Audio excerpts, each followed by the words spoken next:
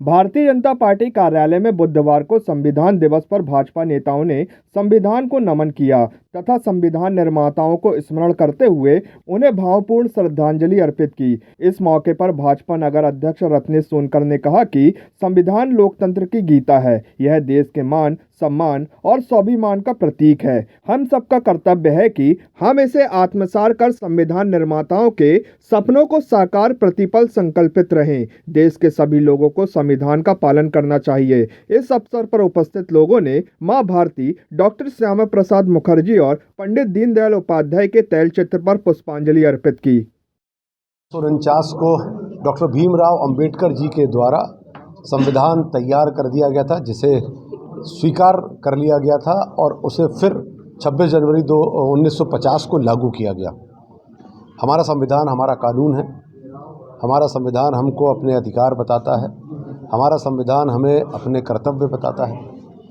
यह मात्र एक किताब नहीं है, यह हमारे लिए एक ग्रंथ है जिस पे आधारित हमारे देश का, इस विश्व का सबसे बड़ा लोकतंत्र चलता है।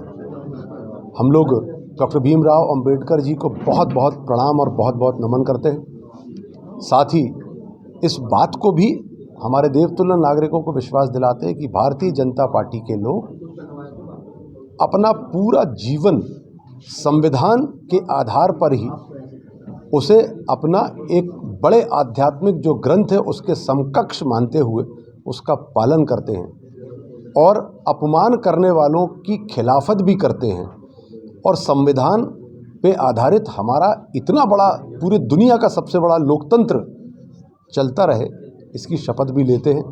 आज पार्टी कार्यालय में माननीय अध्यक्ष जी के अध्यक्षता में हम लोगों ने प्रस्तावना भी पढ़ी, डॉक्टर भीमराव अंबेडकर जी को याद किया और यह जो संविधान है, जो हमारे देश का कानून है, इस पर चलते रहने की हम सब ने आपस में तय भी किया और इसके मार्गदर्शन के हिसाब से ही अपना जीवन व्यतीत करने की हम लोगों ने संकल्प भी लिया। आज 26 नवंबर